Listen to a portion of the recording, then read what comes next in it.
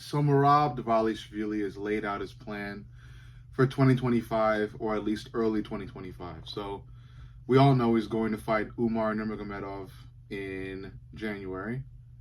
Uh, Next he'll fight, or okay, after that he intends to fight Peter Yan in March, and then he wants to fight Sugar Sean O'Malley in April. So uh, that is 3 fights in 4 months.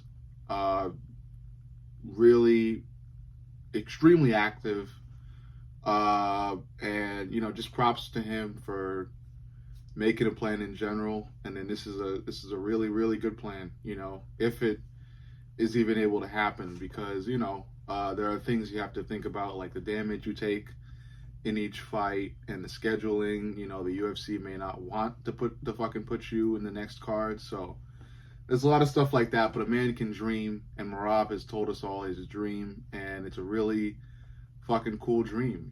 Props to him for it. I think it's incredibly active. It obviously is, and it's high activity against really top high level fighters. So of course we got the fight next month. Tonight is New Year's, so tomorrow will be next month. But yeah, Merab's next fight, which is, obviously going to happen, is the fight between him and Umar Nurmagomedov, and that is a really tough fight for Merab. It's a tough fight for Umar. I think I've spoken about this fight a handful of times now, and I've said every time I spoke about it that Umar is highly talented, excellent grappling, excellent striking. I would also say that he's got better striking than Merab, even better grappling. But what makes me still choose Merab to win this fight is Merab's cardio, pressure, and what's the third one? Pace. So I think those three things that Merab has given him the ability to really just overwhelm almost everyone he's fought. And I think the same thing will happen next month. I know it's not the most popular opinion. I do agree. I do understand why Umar is the favorite, and everybody's choosing him to win. He is part of Camp Khabib. He learns under Khabib. He's close with Khabib. Dagestani grappling, all that. I know, top tier. Again, and on top of all of that, he's a gifted striker. So with all those things in the mix, he does seem like a shoo-in to win. But like I said, you really to learn how this fight is actually going to go, you really got to look at Merab's previous fights. Sean O'Malley is a killer. He is a sniper, and everything about him, especially on the feet, is incredible and dangerous. And we just witnessed Merab Dvalishvili just overwhelm the dude, just walk all over him. And I understand Sean O'Malley isn't the best grappler, but still on the feet, to be able to get him from the feet to the ground is,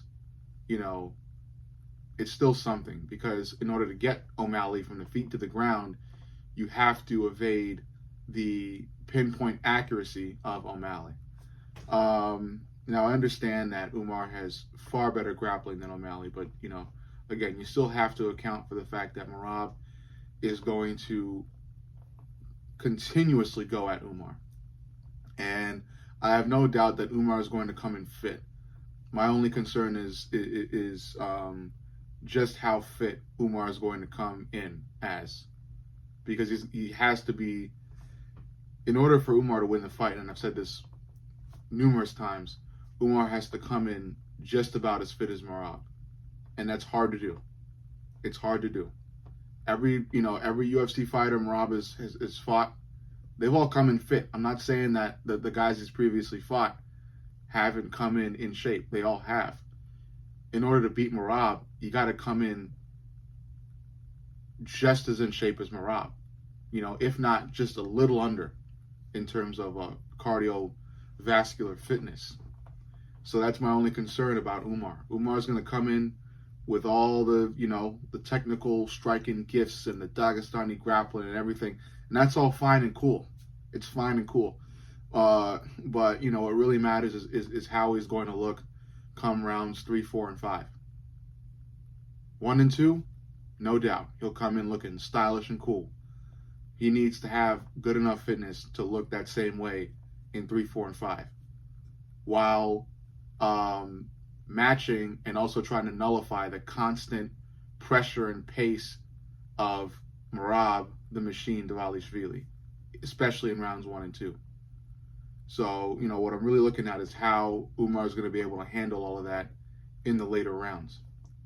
Because if he wanes just a bit, that gives Merab a crazy advantage. Merab's just going to fucking bounce around him, constantly go for takedowns, constantly go for really long overhands and hooks as he bounces in and out of the pocket, stuff like that. You know, the classic Merab shit.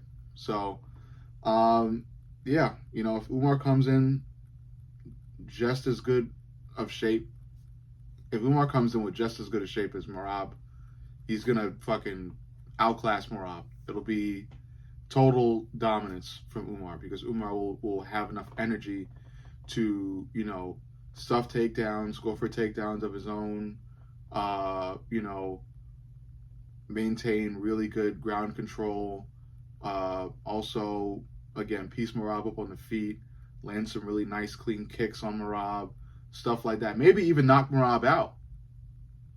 But it all relies on his fitness levels. So that's my whole take. It's been my whole take on Merab versus Umar.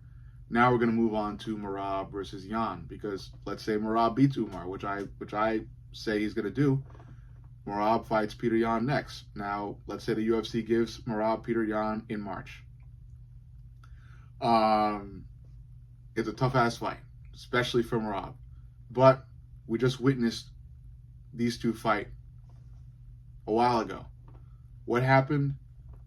Merab overwhelmed Peter Yan. Peter Yan comes in with excellent technical skills every damn time, okay? Grappling wise and striking wise. But the difference maker, as I've always been saying, is the pressure and pace and cardiovascular strength of Merab, okay? That's what's going to be the difference maker in every fight involving Merab Dvalishvili. I'm telling you right now, okay?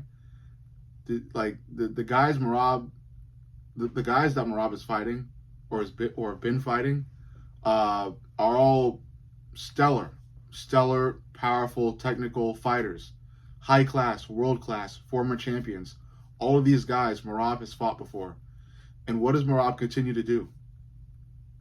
Overwhelm them. Henry Cejudo, Jose Aldo, Peter Yan, Sugar Sean O'Malley. Same shit. Every time. So I expect no difference even in a rematch. You know, Peter Yan, I would say Peter Yan's still within his prime. He looks really good. He looked amazing against Davis and Figueiredo. And in this fight, you know, he'll still come out looking amazing. Merab's just going to overwhelm him again. You like, to fight Merab, you got to fucking be just as fit as Merab. You know, and I know this isn't the easiest pill to swallow, for lack of a better reference, but I'm telling you, this is what's really fucking happening, man. These guys are getting overwhelmed. They're always getting overwhelmed. Okay? And, you know, there is the risk factor involving Merab, where, like, you know, you could land a really clean KO against Merab, but you really got to fucking have some stellar ass aim, because if Sugar Sean O'Malley wasn't able to fucking do it, a lot of these guys will not be able to fucking do it, okay? But maybe Umar will. Again, I don't know. But in the Peter Yan rematch, if that was to happen, if Merab is able to beat Umar in the first place, I think Merab overwhelms Peter Yan again. And then in the following month, according to Merab's plan, Merab will then fight, if everything goes well and somehow the UFC sanctions it, Merab will then fight Sugar Sean O'Malley. Merab versus Sugar Sean O'Malley 2, I think, will be different, okay? Merab definitely has the potential of doing the same shit he did in the first fight. absolutely just overwhelming O'Malley. But what makes this one interesting for me, and you know, look, I could have said this with Peter Yan. I could have said that Peter Yan could come out and do some different shit and beat Merab the second time around. But I just doubt it, given the fighter that Peter Yan is. Much respect to Peter Yan. Much respect to Peter Yan, okay? I love the guy. I'm a fan. I just think Sugar Sean O'Malley is a bit different, okay? Especially, you know, Peter Yan is well developed. He's got all the skills built up. And I feel like Sugar Sean O'Malley, he's talented and he's still learning. And he's picking things up and he's adding new things and he's evolving. And a dangerous thing that he just found out is how easy it is for a guy like him to effectively teep kick Merab, because he's much taller, and like I said, he's got pinpoint accuracy when it comes to striking. So if Sugar Sean O'Malley is able to bring out the teep kick that he just found in the previous fight that was able to hurt Merab, so much so that Merab was fucking, you gotta rewatch it, man. In the final round at UFC Noche, Merab versus Sugar Sean O'Malley. O'Malley lands a couple teep kicks that fuck up Merab's world. Like, O'Malley's landing these shits. I think he only landed like 2 or 3. And Merab is grabbing his fucking whole abdomen. He's not grabbing it for a long time, but for a couple seconds, you could see Merab is really, really hurt. So much so that he is showing the audience and his opponent how hurt he is. He's grabbing his abdomen, he's wincing, and he's really hurt. So imagine if O'Malley's able to land those and connect on those throughout the fight. That's my difference maker when thinking about a rematch. So in an O'Malley, Sugar Sean O'Malley versus Merab rematch, if that was somehow going to happen in April after Merab has beaten Umar and Peter Yan, I think O'Malley wins it. You know, Merab, again, killer cardio, killer pace, and I think it's enough to drown anybody close to Merab's height.